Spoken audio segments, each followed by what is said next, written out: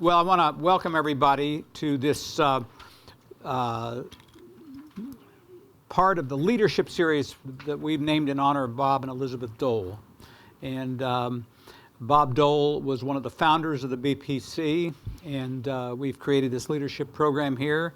And we've had, how many speakers? At least a dozen, maybe more. And all distinguished like Brian is. And so we thank the Doles for their leadership. And my name is Dan Glickman. I'm a senior fellow here at the Bipartisan Policy Center, and I've been privileged to be a part of this organization for about 10 years, one way or the other. And so I've been asked to kind of lead this discussion with Brian Gallagher, who I've been talking to, a great humanitarian. Thank you. And I think that it's given what's happening in the world today, all the volatility, all the change, all the transformation that's happening, you are the head of the largest private charity in the world. So this is a big dog right here, and influences a lot of things and helps a lot of people. And Brian has been head of this organization, I think, domestically for 30 years or? United Way of America nationally since '02. '02, okay, so that's 18 years. Yeah. And then you've been with the organization forever. Forever, yeah. Okay, all right. So I want to talk a little bit about that. Yeah. But I want to, first of all, I want you to maybe describe a little bit, what is this thing, the United Way? I mean, we all grow up, every community in America has a United Way. Yeah. So what is this thing? So United Way is best described, in my view, as a human development franchise. It started over 130 years ago when people moved en masse in the United States because of industrialization. So it had kind of a migration focus Migration was the genesis of United Way because people moved into cities at such a scale that the systems in place couldn't handle it. There was no public welfare system in the late 1880s. There were no nonprofits. And so business leaders, labor leaders, religious leaders created a coalition of volunteers to take on what are we going to do about all the housing needs? What are we going to do about these new health needs? How are we going to educate all these new kids? And they created planning groups.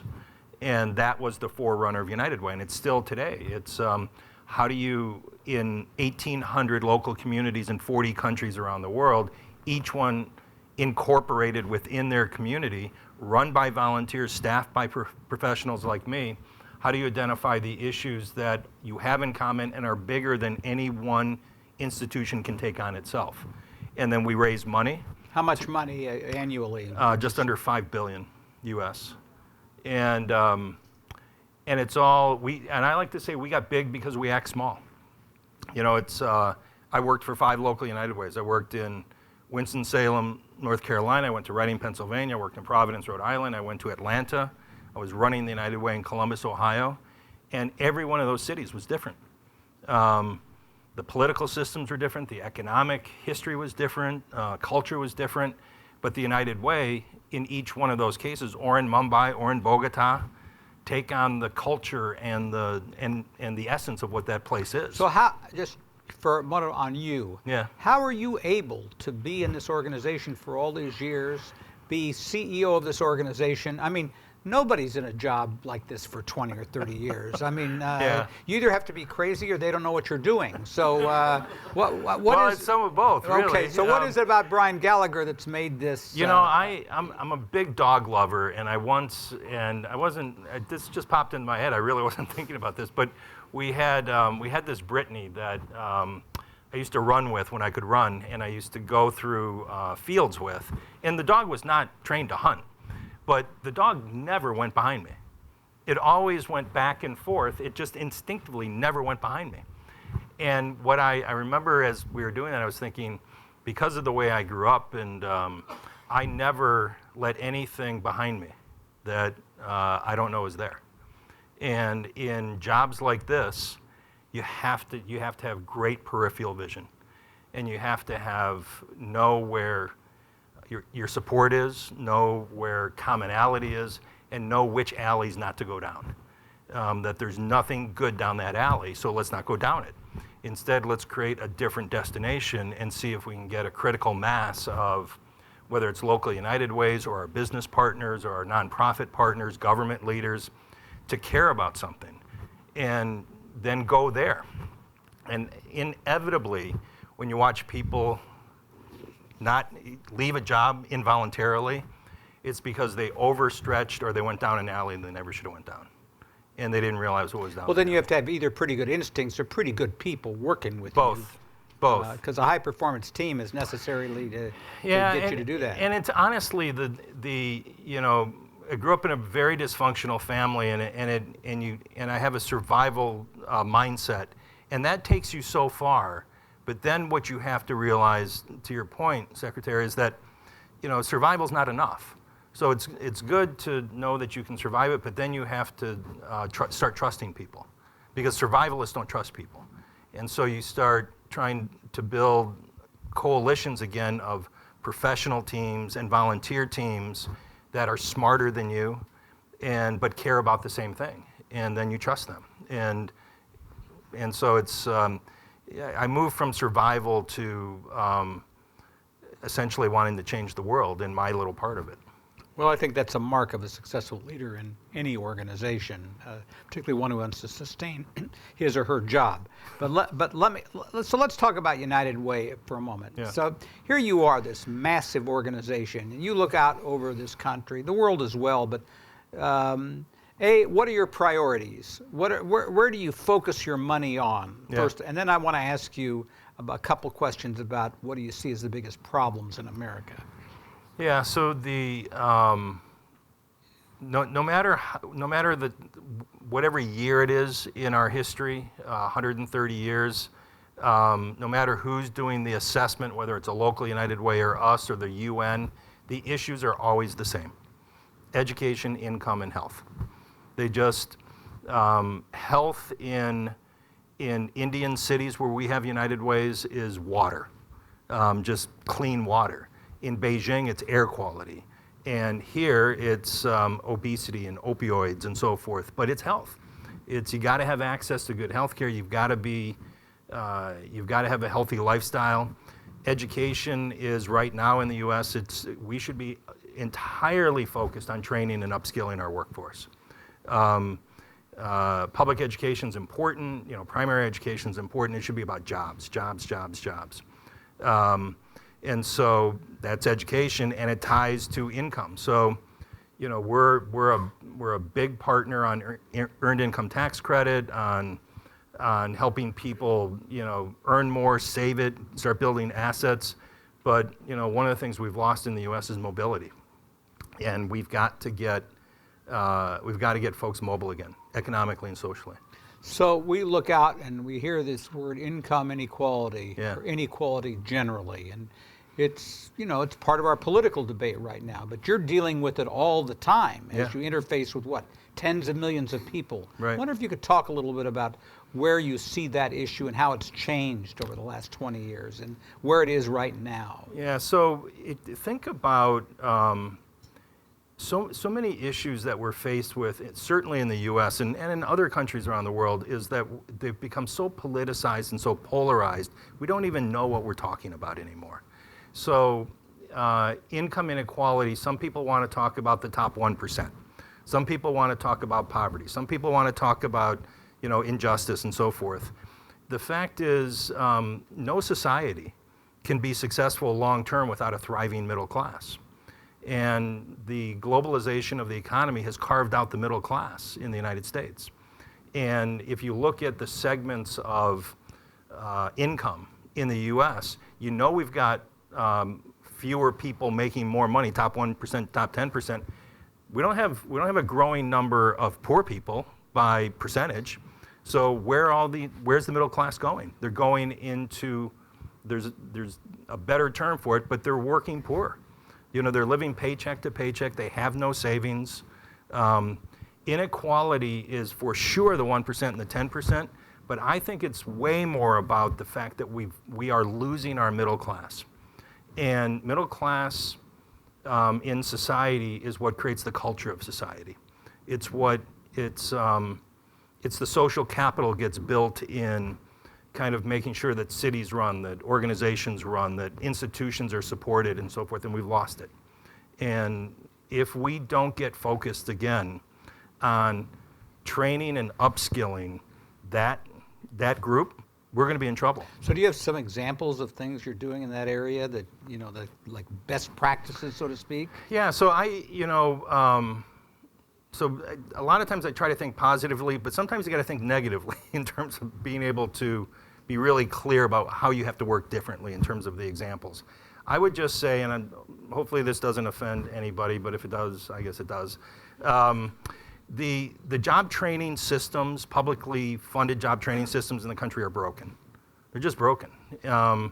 They're focused on old jobs. They're too bureaucratic. They're too mandated. They're not flexible.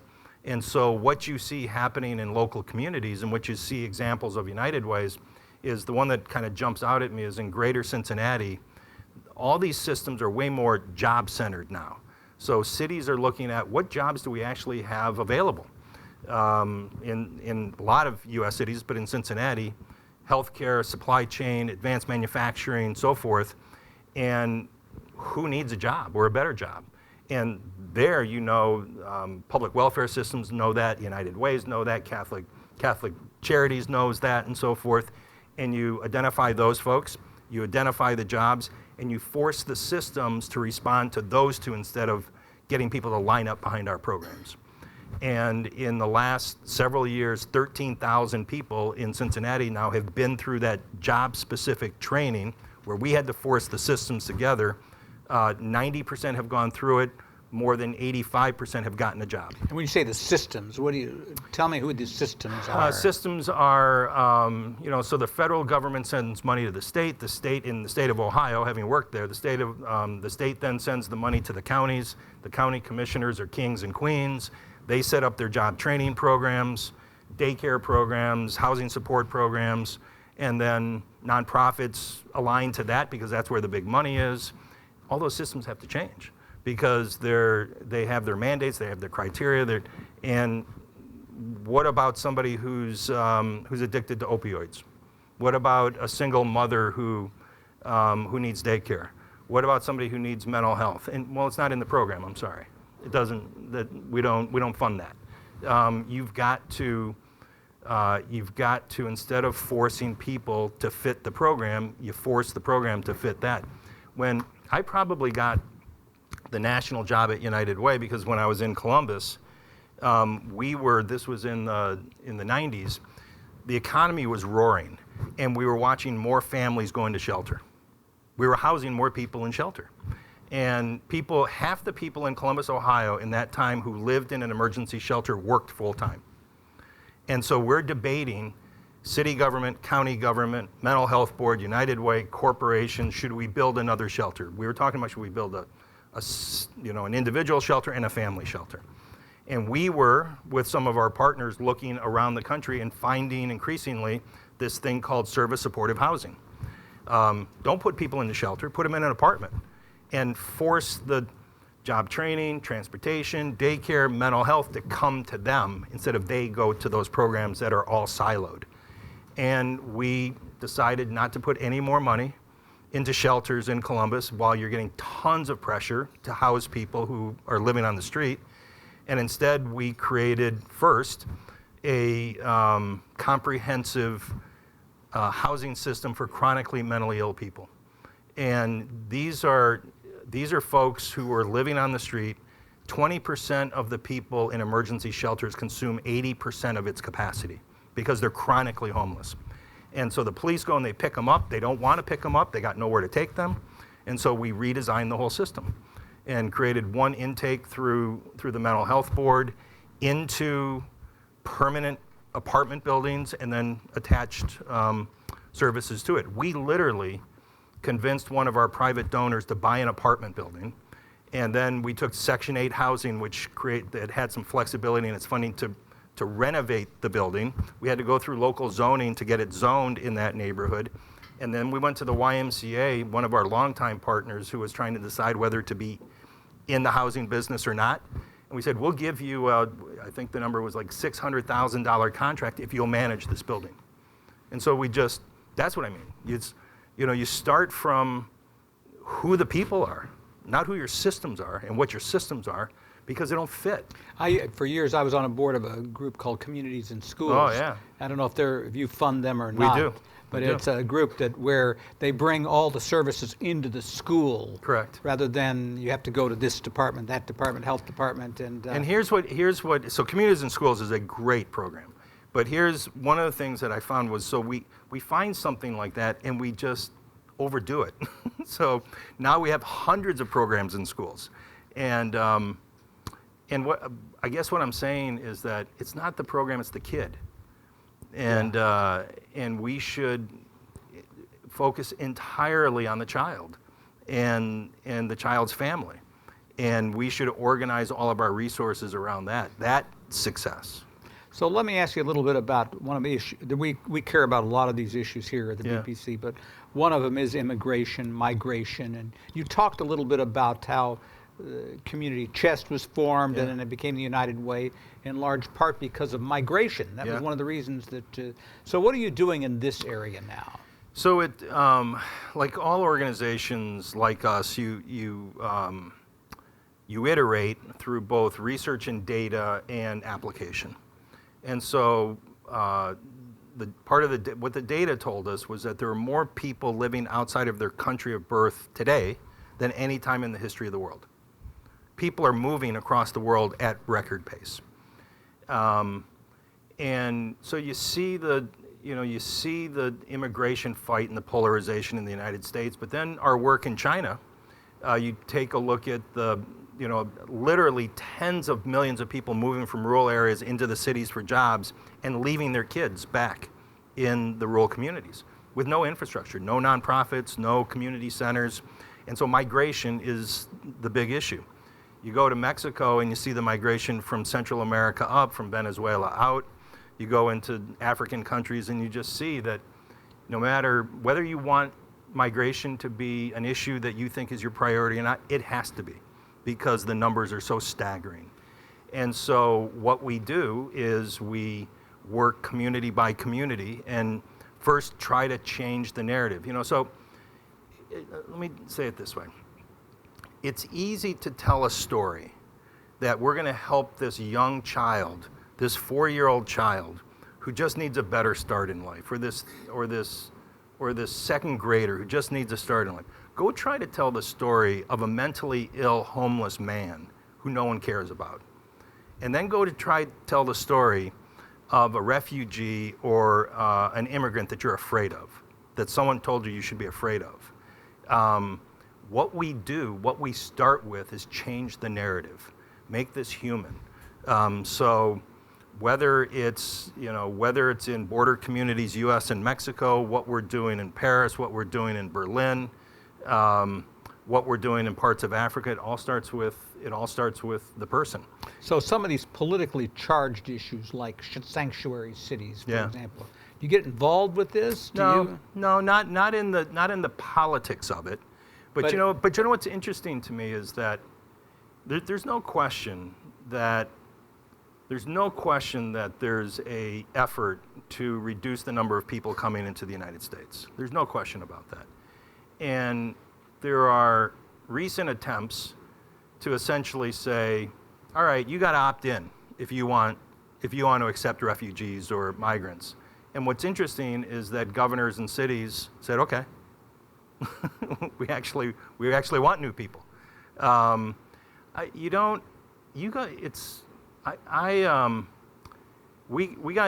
got myself personally involved in the issue because I watched one too many press conferences on the U.S. side of the border with a stack of drugs and law enforcement telling me what I needed to be afraid of.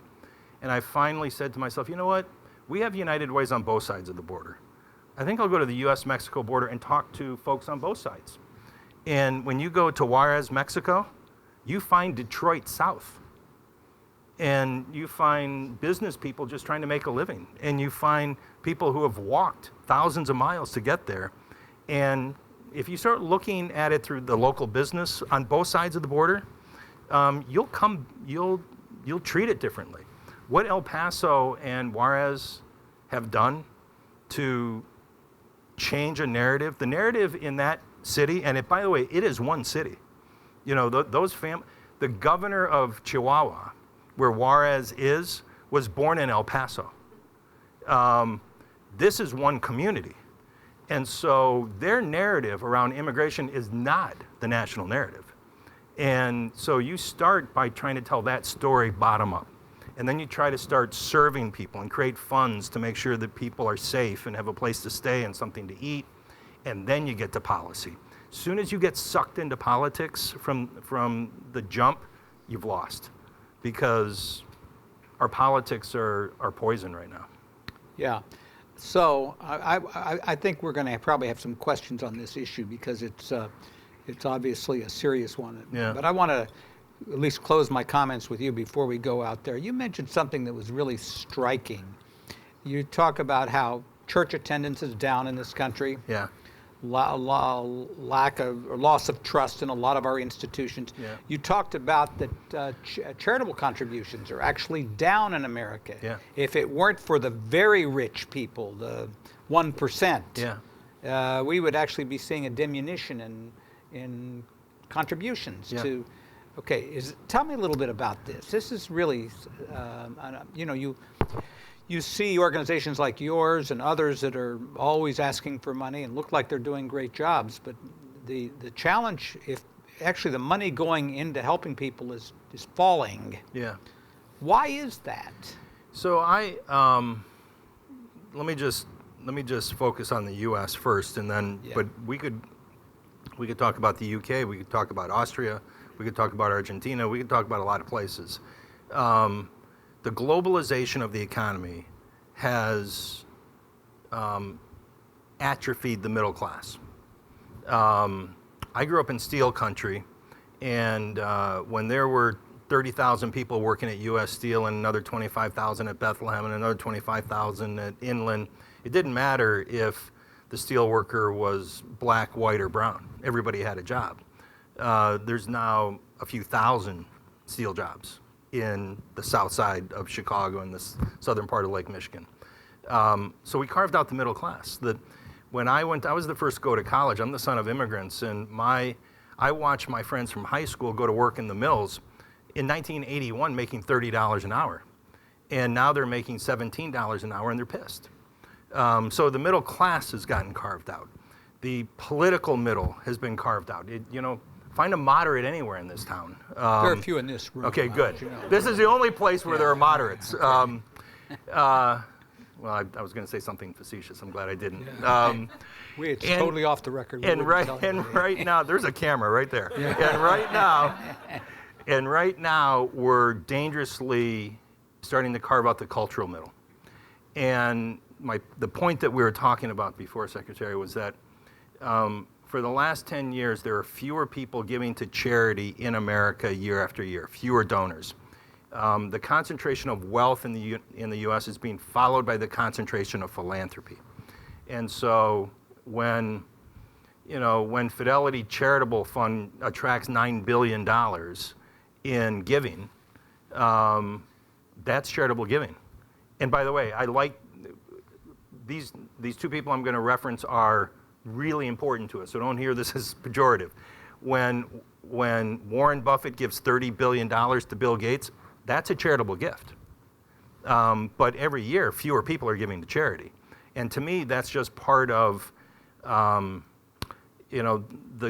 culture is we used to look to institutions, whether it's the United Way or religious institutions or employers or government, to help build social capital. And we're just not looking to these institutions to do it as much. And we haven't yet figured out, in my mind, how we're going to build social capital back in a society where we don't look to institutions to do that, nor do we trust institutions as much as my generation did. So is the total amount to charity going up, but the numbers of people donating going down? Or? The amount of money going to charity has been slightly up. Adjusted for inflation has gone down now because of the tax legislation in 2017. Because when that legislation raised the standard deduction, it created a disincentive for people to itemize their returns, and therefore people didn't take their charitable giving as a tax benefit. And so that drove middle income giving down. So we're now facing, for the first time, not just that the number of people, there are fewer people giving to charity, but now we're facing the leveling off of giving, and I think we're going to start seeing the decline of giving. And is that true in the United Way as well? Are your numbers? Our numbers, we grew 3% last year worldwide. All of our growth was outside the United States. And do you operate outside the United States like you do in the United States? We do, but in that culture. So we're growing very quickly in Korea, in China, in India, in Mexico. But the community chest, it's still called community chest in Korea, operates differently than the United Ways in the U.S. The United Ways in India, they would look like a local United Way to you in the United States, except they're working on cleaning up lakes and pollution and malaria prevention and so forth. And then education and poverty and so forth. But it's just, they take on the culture of where they exist. And in the same way you talk about the total dollars being either flat or slightly declining, how about volunteers, the number of volunteers? You know, it was, Tocqueville used to talk about the fact America was so unique because of this volunteer spirit that we had in America. So. Yeah, so actually our $10,000 Giving Society individuals who give $10,000 or more to United Way, there are about 27,000 of them now. We call it the Alexis de Tocqueville Society. And so... I'm brilliant. Yeah, you are brilliant.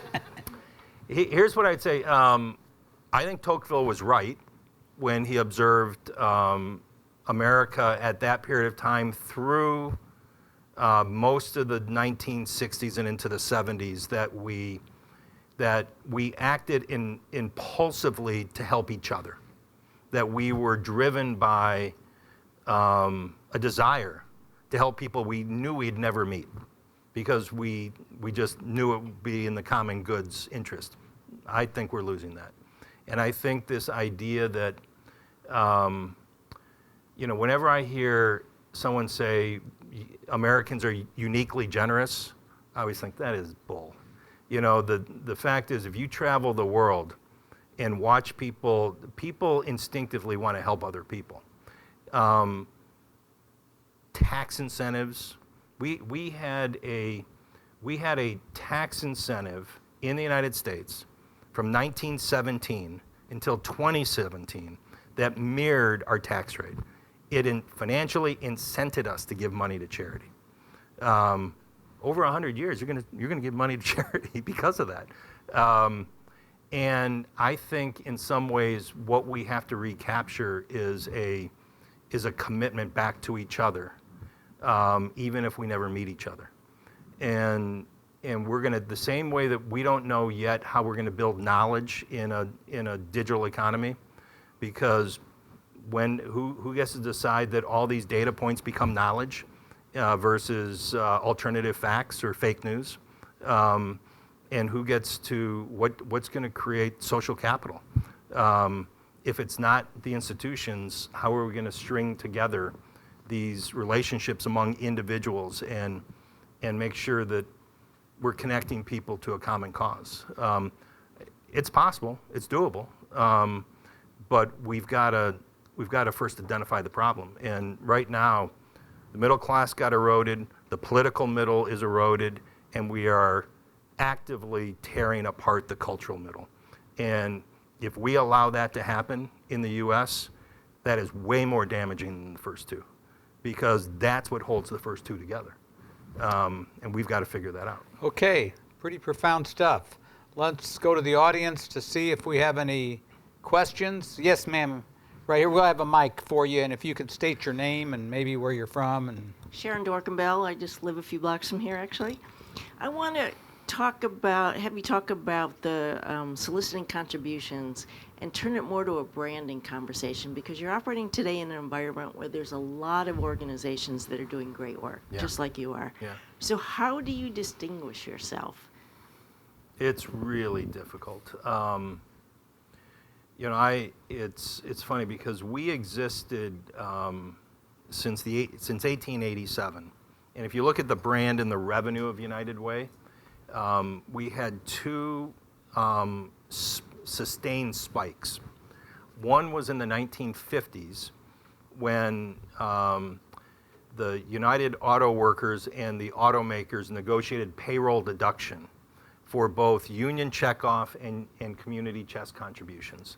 And so the automakers were running these United Fund campaigns in their communities and said, all right, we'll give you payroll deduction, which, by the way, we're now fighting in court about, but we give you payroll deduction to pay your union dues, but we also want you to make a gift to the United Fund and the community chest. Skyrocket up. And then the second one was when we created a relationship with the National Football League in 1970. And so if you think about brand, so the NFL was a fairly new entity. The AFL and the NFL came together and they were trying to portray this brand of being strong but caring. And we were trying to create this brand of caring but strong. And it was a match made in heaven, but it was, you'd run commercials on broadcast television in games, and everybody then knew United Way. And then the proliferation of nonprofits and technology, and now it is a omni-channel of awareness and fundraising and so forth. It is, what we focus on is our distinctive brand is we make your involvement leveraged. We make your involvement even more powerful because we put you together with other people who care about the same thing to actually create scale and impact. It can be in the workplace, it can be in a local community. We have something we call Women United, which are in the US and now across the world, women philanthropists who over the last 15 years have contributed over $1 billion to United Way. And what we do is we just turn them loose. We create infrastructure, we staff it, we brand it, Women United, and they then self-organize and raise money from other women leaders. Alexis de Tocqueville was a brand. So we were creating sub-brands within the master brand, if you will. And I think we want to keep brand awareness for United Way, and my number one job is to protect the brand. But in terms of knowledge and differentiation, it's going to be sub-brands. It's going to be causes that people care about. It's going to be affinity groups that I care about. And I was saying to the secretary that we created a technology with Salesforce called Philanthropy Cloud, which is allowing first people in workplaces to create their own profile and access content, whether it's volunteering, giving, information about combating human trafficking, migration, education, and managing it themselves, and giving them access to what we have access to. Giving it up. So at the end of the day, our brand is going to stay relevant if people move from I support United Way to United Way help me do what I wanted to do. And I don't just mean move my money to my favorite agency. I mean make a difference. Become a platform. That's what we think our brand differentiation is now and into the future. But it is way harder than when I started. This money was easy when I started. Yeah. Let's see, back there. We got a mic coming to you. Ah, perfect. Thank you. Yes, hi, my name is Benjamin Kisson. I want to go back to creating a story around sort of the migrant refugee experience. Obviously, as the offspring of immigrants, Yep. Everybody in this room, hopefully, is an ancestor of an immigrant, and there are plenty of sort of enclaves within the United States in which a particular refugee group or ethnic group has weaved itself into the local culture, whether that's Scranton, PA, and the Polish, or the Irish community in Boston. Yep. to what extent does the United Way or its partners invoke that sort of history and the connection for locals or natives, for lack of a better term, in creating these stories? So it's, let me say a couple of things about that. First, most every local community and I would say vast majority of local communities in the United States are incredibly welcoming to immigrants and refugees. I think we're allowing slivers of thought to drive a narrative. And, but I will say, here's the sliver that we have to change. So my dad and mom immigrated to Chicago through Toronto from Ireland and Scotland. My dad had an 8th grade education. He bought a stake in a tavern, a Chicago business, in order to get into the country faster. It was really a $200 fee to get across the border. He sent money back to the IRA most of my conscious life. There were a lot of undocumented folks in my Irish community, and we didn't seem to be deporting them. And in the US, we were, from a policy perspective, we were okay with immigration from Europe as long as it came from the North and the West. And as soon as it started coming from the East and the South, all of a sudden policy started to change because we were afraid we were losing America. And a very restrictive policy came in place in the 1920s, starting in the 1920s. What followed the next 20 years is not a great history. Restricting new folks into your communities and into your country is bad economic policy. And so what we do is we do this one community at a time. You know, when you go across the U.S. and all part, you know, we think we got this east-west and flyover country. There are a lot of communities in the middle who have labor shortages, and they want employees. They want people to help build their businesses, and so they're open to this. So you do it bottom up, and then from my perspective, you first start by changing the narrative. The reason that, so when we went to the U.S.-Mexico border and went on both sides, we took a camera with us, and we started telling the story. We sent that edited 6-minute video to every member of Congress when we got back, and just told the stories of these people. And then we went to Paris, then we went to Berlin and shot the same kind of footage. And you just start telling the story, change the narrative. Why are we so, what are we afraid of? And then you make sure that service is provided. We started something in United Way, I don't know, 30 years ago maybe, 211, a 3-digit dial-up where you can get access to information if you need help. Today's 211, so it's 211 day for us. And one of the things about 211 is that you can inform the database. So we've put into that database services focused on migrants and refugees and immigrants. And so whether it's somebody working in a nonprofit government or an immigrant themselves, they can call 211 or go to 211.org and so we make sure that service is provided. We're the fiscal agent for the Emergency Food and Shelter Program, federal money to provide emergency services for folks. They put an extra $30 million in to support communities that were dealing with large influx of immigrants. Change the narrative, provide service, do it local community at a time, come bottom up, and then hit policy. You start on policy, and right now you fight about it. The vast majority of Americans are welcoming and want people in their communities. We have the lowest number of new immigrants into this country since the 1920s. It's stupid economic policy. It's bad social policy. Half the CEOs in the Fortune 500 companies are immigrants or children of immigrants. More startups get created by immigrants than Americans, Native Americans, you know, native as in looking like me. It's just dumb. It's just dumb.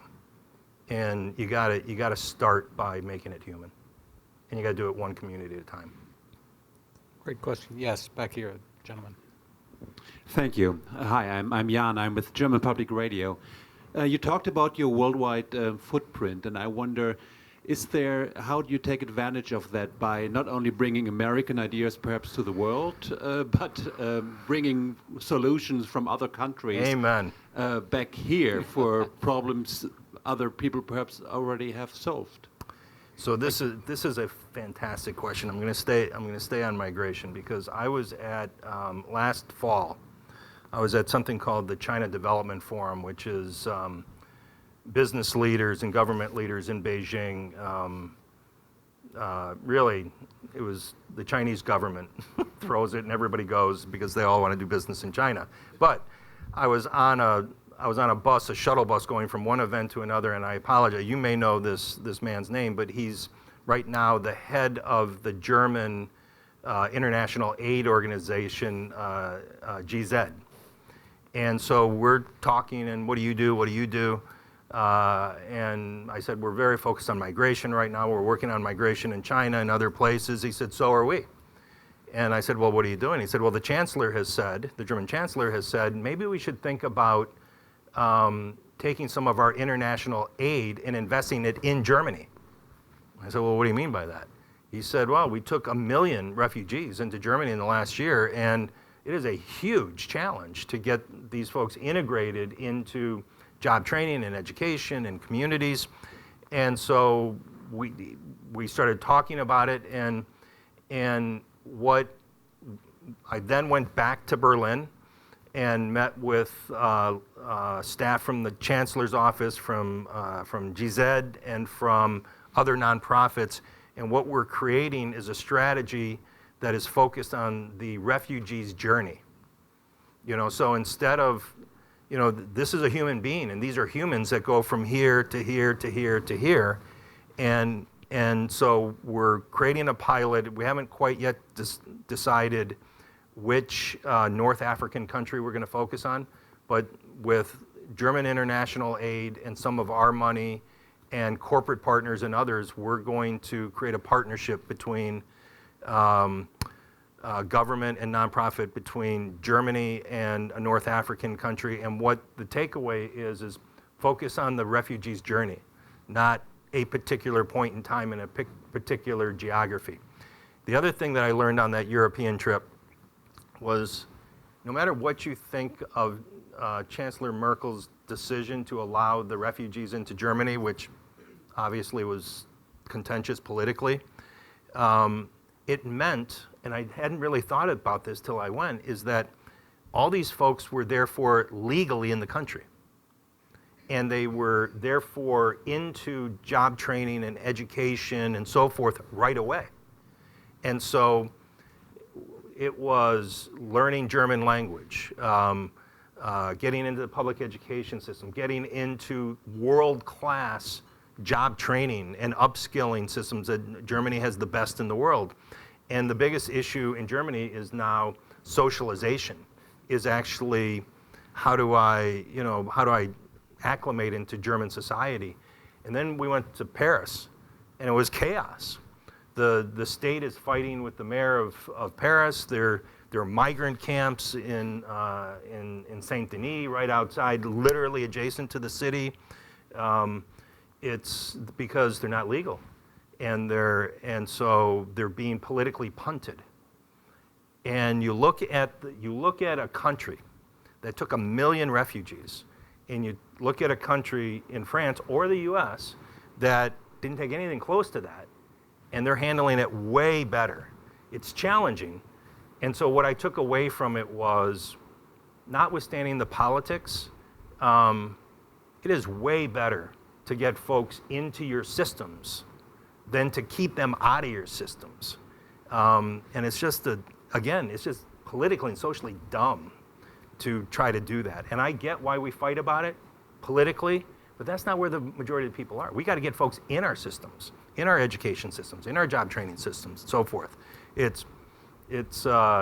gotta, again, it's a challenge in Germany, just like any of these countries. But you watch the way the German system is dealing with it.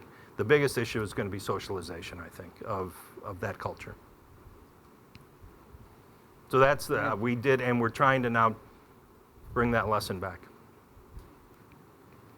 Just in light of his question, just, you know, the nature of immigration in this country has been rather schizophrenic. You know, we open the doors, we close the doors, we open the doors, we close the doors. You know, we have a country that's got a general unemployment rate, although it's not necessarily measuring everything correctly. It's lower than it's been in 30 years, maybe 40 years. Yeah. As you say, there are places in this country, like in Iowa, where they're advertising immigrants to come and work in our stores. Minnesota, you know, Kansas, heartland America as much as anything. Right. So, you know, I mean, I don't mean this totally as a political question, but how do we create a bipartisan consensus that makes it then easier for you to do your job? And you know, I don't want to be overly political at this, but when the rhetoric from the top is mean, and you know, I work with members of Congress all the time, and most of them aren't that way. Most Right. of them are personally, genuinely decent people. But beyond that, how do we what can we begin to do to create a bipartisan consensus for what I call more sensible, responsible, and in our interest, migration policies? You know, it's the thing that I've learned in social change, not political change, but social change for almost 40 years, is that a policymaker never changes his or her position or does anything that takes courage until the norms change. Until people say, at scale, I don't like it this way anymore. I want it this way.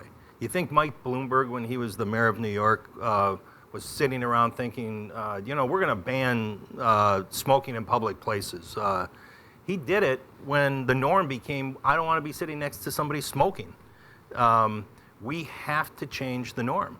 And I think you do that community by community, state by state. And I think the state, I've been in this city now for 18 years, and I love policy, and I was working policy locally and a state level.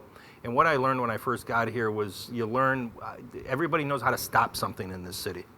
And I used to think, well, good, at least they're not doing anything bad. And now we're so polarized that when you get so polarized, you can actually do bad things.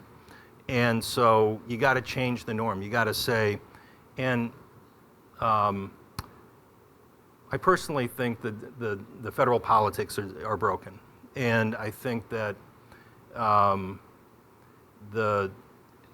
norm of politics at the national level are toxic, and I think character matters a lot, and I think we shouldn't be tolerant of that. But the only way, so I could bring up certain names and say this shouldn't happen or that person shouldn't say it, but it won't matter until there's enough people in the country who say, I am fed up with this. I'm fed up with it. And so the last thing I'd say on that one is, God, I just lost his name now. Harvard sociologist who wrote Bowling Alone. Robert Putnam. Robert Putnam. So I spent time with Putnam. I knew him and de Tocqueville both. I was. That's pretty good. All right.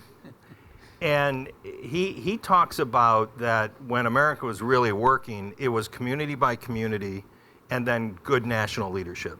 And it wasn't the other way around. And we're going to have to figure out how our communities start working again. And I think it's going to be community by community, state by state. And the fact is, you know, we knew that we were going to be in a labor shortage this time. If you read any demographics in the United States for the last 20 years, we knew we were coming here and that we were going to have a labor shortage. And then if you get into the middle part of the country and you go to, I'm on the board of my alma mater at Ball State in Muncie, Indiana, East Central Indiana. So I talk to folks in Indiana all the time. They used to have a pretty good basketball team. They used to. Okay. Used to. And what manufacturers in Muncie will tell you is that we can't get enough people because they can't pass the drug test. They're addicted to opioids. And so we've got this labor shortage. We've got, and now it's being exasperated by the fact that we've got a lot of white middle-income, lower middle-income kids in rural and small towns across the country addicted to opioids. And we're keeping people out of the country. It's just dumb. It's just dumb. And yet, I find myself in political debates with folks in Indiana. I say, you can't get any employees. Why wouldn't you want some potential employees? Well, and then it's on to some talking point. We got to change it. Mayor by mayor, governor by governor, congressperson by congressperson, local NGO by local NGO, and business by business.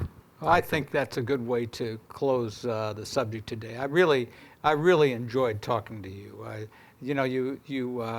Who was it? Jefferson or Franklin said, "One man with courage makes a majority," and we need more people like you out there Thank you, Secretary. and helping folks every day. So let's give him a hand for a great job. Thank you.